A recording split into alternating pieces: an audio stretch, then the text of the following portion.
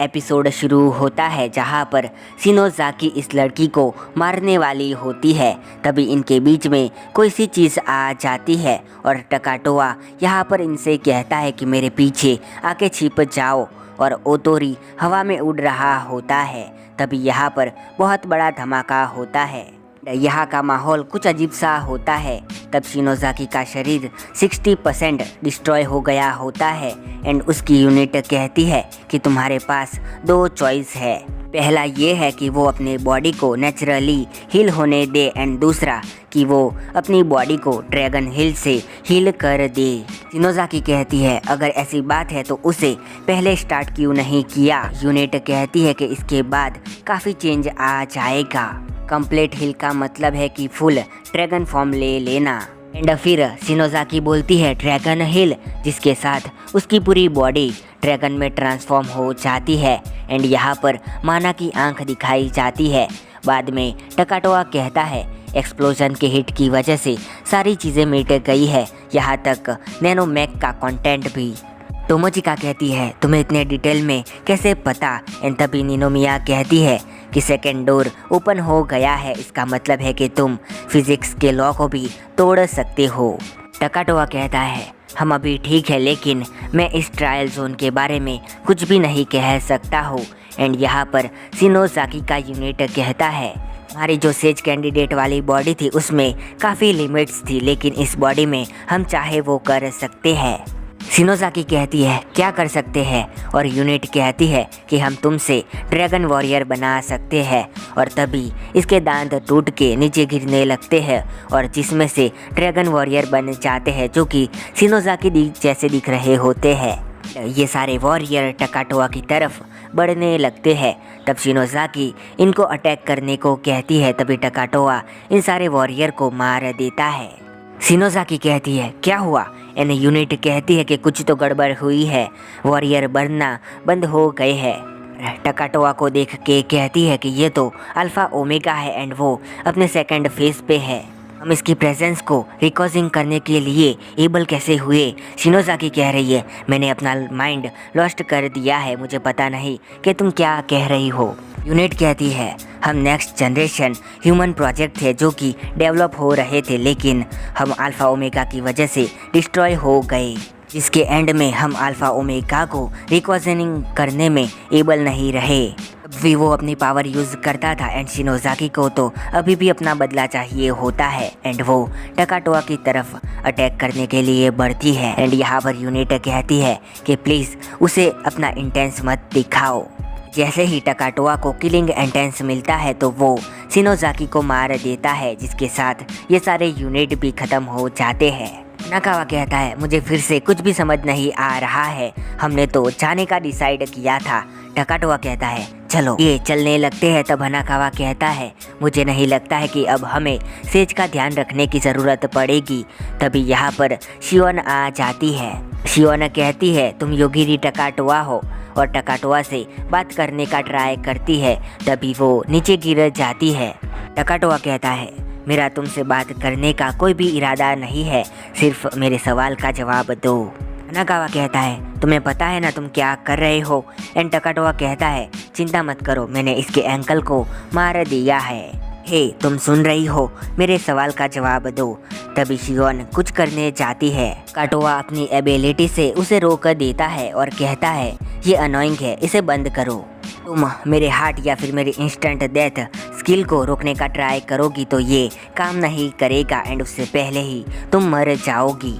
मुझे चाहिए वो है हमारे वर्ल्ड में वापस जाने का रास्ता, एंड मुझे लगता है कि तुम्हें वो पता होगा क्योंकि तुमने हमें हमारे वर्ल्ड से यहाँ पर समन किया है। मैं तुम्हारी हर बाइट को मारता रहूँगा जब तक कि तुम बात करने का ट्राई नहीं करोगी। एंड टकाटोआ फिर से कुछ करता है, तभी शियोन अपनी जगह पर टेलीपोर्ट हो जाती है। अपनी जगह पे जाके वो अपने हाथ को हील करने का ट्राई करती है, लेकिन उसका हाथ बेकार हो जाता है एंड उसे तभी जॉइंट्स में फिर से कुछ फील होता है एंड उसे टकाटोआ की बात याद आती है। वो कहती है अगर तुम मुझे मारने वाले हो तो फिर मैं तुम्हें कुछ क्यों बताऊंगी। एंड तभी योइची भी आ जाता है लेकिन उसके हाथ पैर में भी कुछ होने लगता है एंड वो ज़ोर से चिल्लाता है और शियोन की हेल्प मांगता है। तभी शियोन टकाटोआ के पास आ जाती है एंड कहती है कि योइची को छोड़ दो। एंड टकाटोआ कहता है कि मैं तो तुमसे सिर्फ बात करना चाहता था एंड मेरे सवाल का जवाब दो। तुम ऐसा करोगी तो फिर मैं तुम पे अटैक नहीं करूँगा एंड तुम भी जानती हो कि मैं तुम्हें कहीं भी मार सकता हूँ, चाहे तुम कहीं भी चली जाओ। जो सुन के ये सारे डर जाते हैं एंड ये कहती है कि अच्छा है कि ये अभी तक यहीं तक पहुँचा है। कैरोल कहती है मैं तुम्हारी बात समझने का ट्राई कर रही हूँ। टकाटोआ कहता है मुझे बताओ कि हम घर वापस कैसे जा सकते हैं। और शियोन कहती है कि मैंने वापस जाने का रास्ता नहीं बनाया है।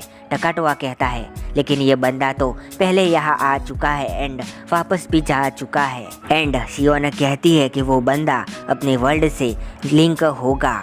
टकाटोआ कहता है तुम्हारा मतलब है कि हम लोग अपने वर्ल्ड से अब लिंक नहीं रहे हैं। शियोन कहती है तुम सबको भेजने के लिए और लिंक करने के लिए ये वर्ल्ड काफ़ी कमज़ोर है, मतलब कि ये उसके एबल नहीं है। टकाटोआ कहता है ठीक है तो फिर मुझे मेरे ओरिजिनल वर्ल्ड के कोऑर्डिनेट दे दो। एंड शियोन उसे अपने वर्ल्ड के कोऑर्डिनेट्स दे देती है। एंड यहाँ पर मोको मोको कहती है देखो मैं कितनी यूज़फुल हूँ, मैंने तुम्हारी मदद की वापस घर जाने के लिए।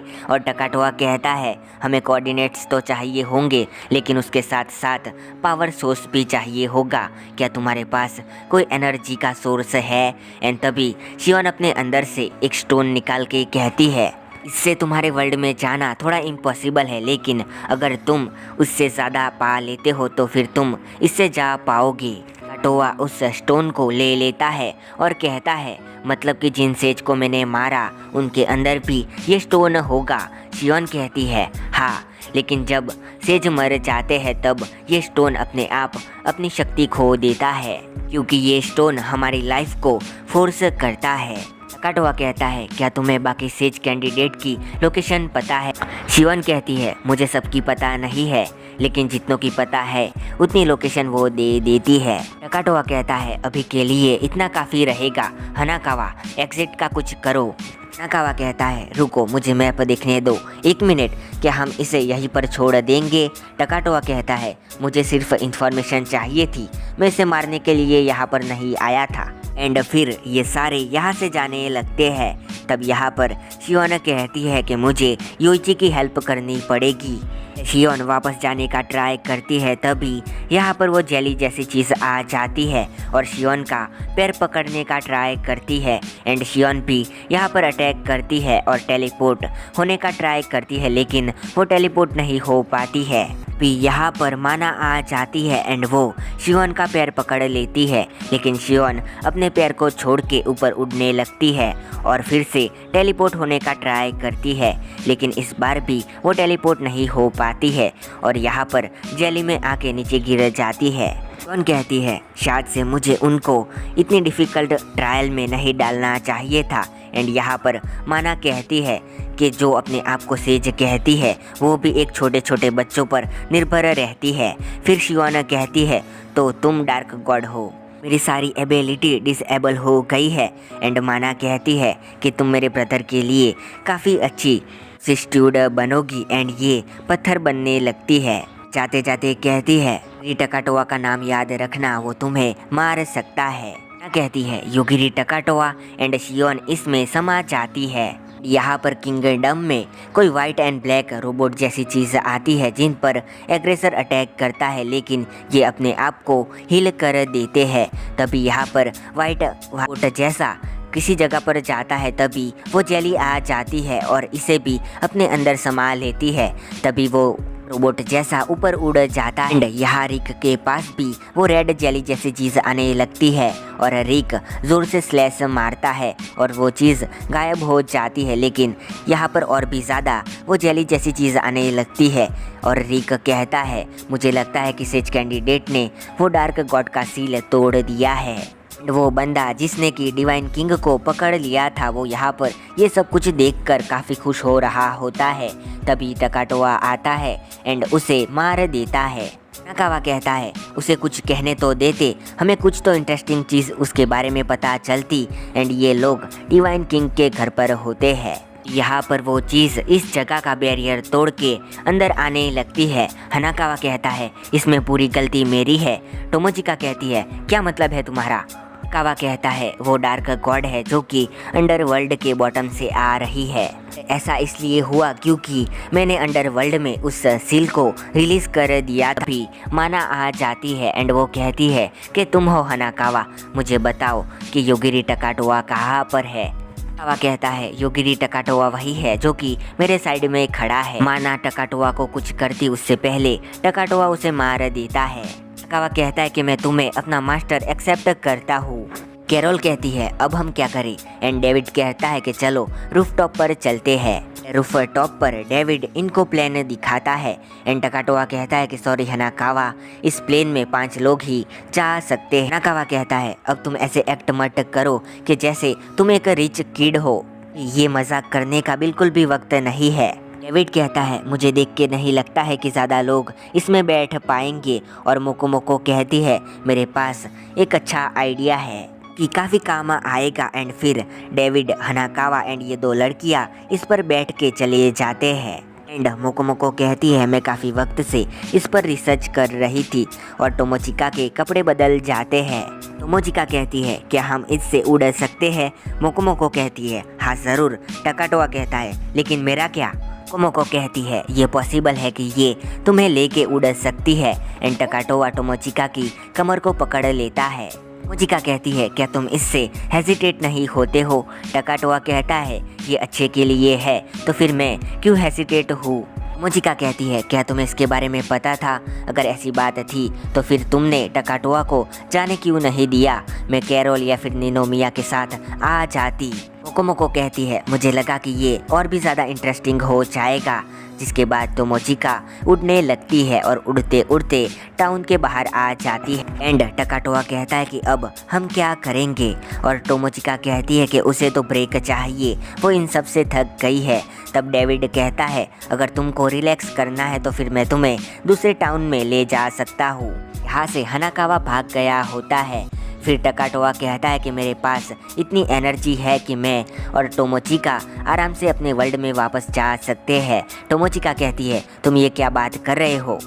इनका क्या? टकाटोआ कहता है मैं और 2 लोगों की रिस्पॉन्सिबिलिटी नहीं ले सकता हूँ। एंड निनोमिया कहती है कि जितना हो सकेगा उतनी देर तक हम तुम्हारे साथ रहने का ट्राई करेंगे। टकाटोआ कहता है मुझे नींद आ रही है, क्या दानोरा-सान तुम मुझे अपने आप पर कैरी कर लोगी? एंड निनोमिया कहती है अगर तुम माइंड ना करो तो फिर मैं तुम्हें अपने पीठ पर कैरी कर लूँगी। चिका कहती है तुम उसे स्पॉइल मत करो।